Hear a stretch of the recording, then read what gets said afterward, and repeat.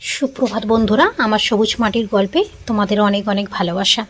আর আজকের ব্লগটি আমি এখান থেকে শুরু করলাম আমার ছোট্ট সোনা মাকে নিয়ে। আমার সোনা মায়ের বয়স এখন 6 মাস চলছে, এখনও কমপ্লিট হয়নি, তাই ওকে বাইরের কোনো খাবারই খেতে দেওয়া হচ্ছে না। কিন্তু ওর অবস্থাটা দেখো, ওর খাবার ছাড়া বাইরের সমস্ত খাবার এখন ওর কাছে ভীষণ প্রিয়। কেউ কোনো জিনিস খেলেই সেটা ছুটে গিয়ে নিতে যায়, মানে সেটা যতই ওকে আটকে রাখার চেষ্টা করা হোক না কেন, ও সেখানে স্থির থাকবে না। ওগুলোই বেশি ভালো লাগে ওর, সেটা মনে হয় এখন। আর কিছুদিনের মধ্যে এই অপেক্ষার অবসান হবে, আমার সোনামা খাবে।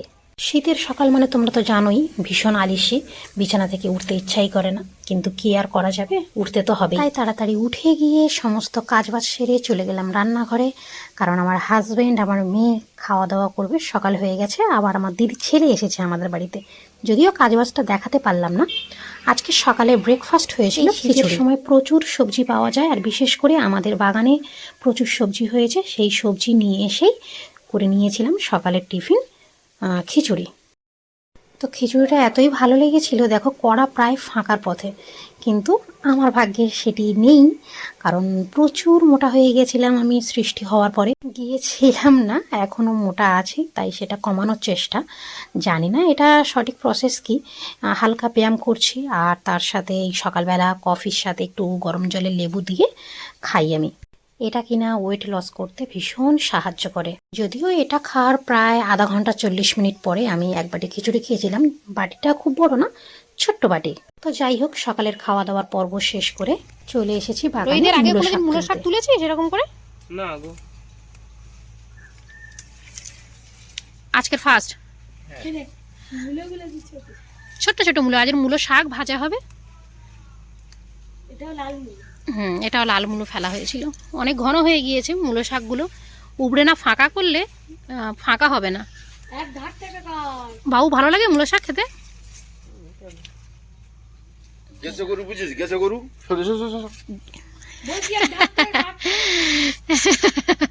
আমি কোনোদিন তুলিনি। কি আমি কলকাতায় থাকি, আমি কিভাবে জানবো?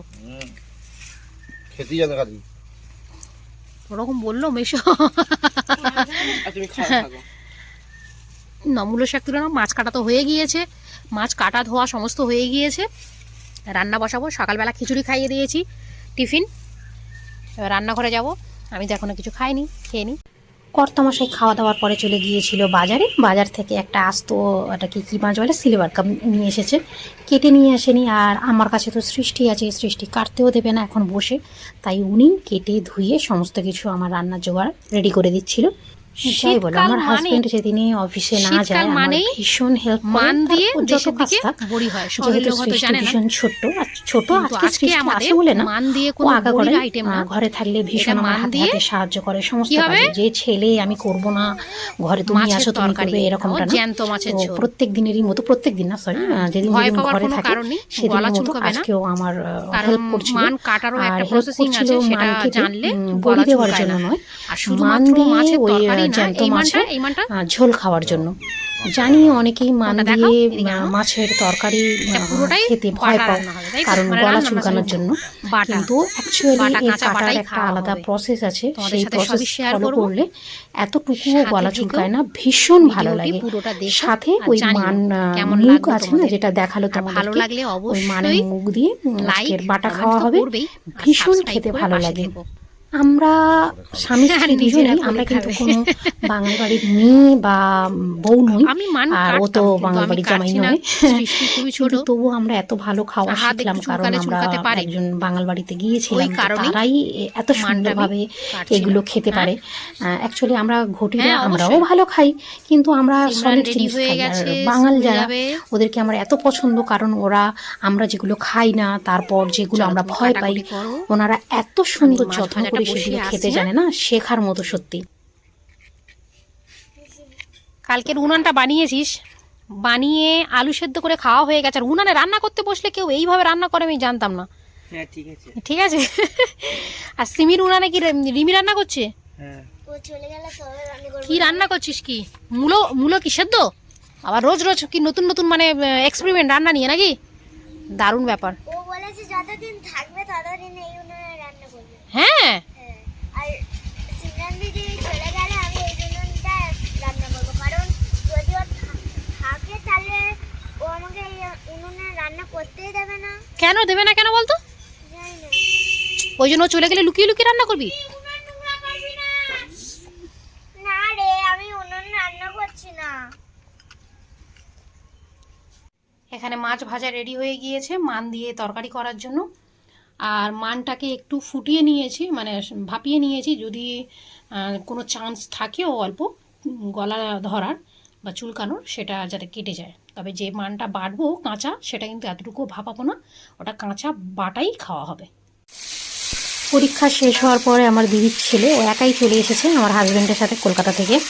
আমরা যেহেতু দেশে থাকি তাই আমাদের এখানে মাটিটা দেখা যায়। কলকাতাতে তো সবাই জানো অতটা মাটি দেখা যায় না, মানে নেই বলতে গেলে, সবই পাকা। তো এখানে এসে বাচ্চাদের মতো অত বড় ছেলে হয়ে আমার সিনির সাথে মাটি নিয়েই শুধু ওর খেলা, উনান বানানো, প্রত্যেকদিন রান্না করা। আর আজকে এই যে মান দিয়ে রান্না হবে শুনে তো ভয় পেয়ে গিয়েছিল যদি গলা চুলকায়। তো দেখো খাওয়ার পরে ওর এক্সপ্রেশনটা কেমন। যেহেতু সৃষ্টি খুবই ছোট্ট না, তাই ওকে নিয়ে সমস্ত কাজ করা, রান্নাবান্না করাতে ভীষণ অসুবিধা হয়। তবুও একটু ম্যানেজ করে করতে পারি। যে আমার সিমির এখন পরীক্ষা হয়ে গিয়েছে, ঘরে আছে, তাই একটু আমার রেহাই। আর শুধু একটা তো রান্না নয়, এই মূলো শাক আছে, ওটাকেও ভাজা, তারপর মান বাটা, প্রচুর রান্না বান্না হয় মা কর্তামশাই বাড়িতে থাকলে। তো চলো একে একে দেখাই তোমাদেরকে। ভাজতে গেলেই প্রচুর জল ওঠে, তবে মাঠে যে কলমি শাকটা হয় ভাজলে এতটা জল ওঠে না।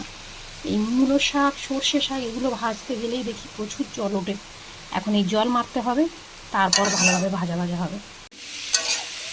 সমস্ত জল মরে গিয়ে পুরো দেখো কেমন ঝরঝরে হয়ে গিয়েছে। এবারে শাক ভাজাটা হয়ে এসছে, আর একটু নাড়াচাড়া করে ভেজে নামিয়ে নেবো।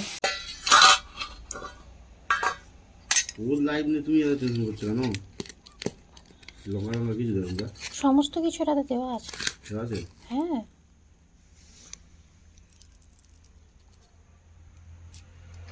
খাও। কেমন লেগেছে কাঁচা মান বাটা? তোমার প্রত্যেকটা পদই খাওয়ার সময় কথা বলতে ইচ্ছা করে না। আর সত্যি কথা বাড়িয়ে বলছি না, যার জন্য বলি যাবে পরে বলছি। তার মানে ভালো লেগেছে, কিন্তু বাটার সময় না দেখানো হয়নি, পরে আমি বলে দেব। রোহিতের কেমন লেগেছে বাবু? ভালো লেগেছে, খুব খুব ভালো লেগেছে। আর আমি এই এখন মাখাচ্ছি। ওর ভালো লেগেছে নিশ্চয়ই, নাহলে বলতো। পুরো একদম মাখা, মানে মাখা বলতে আঠা আঠা আঠা আঠা, খুব ভালোভাবে বাটাটা হলে এরকম হয়, একদম ড্রাই, কোনো জল জল ভাব নেই।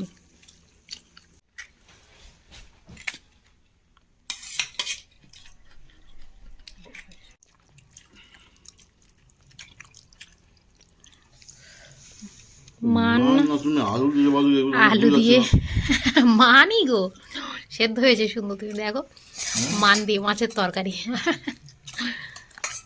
বেছে বেছে দেখো না, তুমি দেখো কেমন হয় দেখি, ওরা মান। সত্যি বলছি, মান আর আলুর ডিফারেন্স পাওয়া যাচ্ছে না। দেখো দেখো, তুমি বলছিলে কচুর মতো হয়।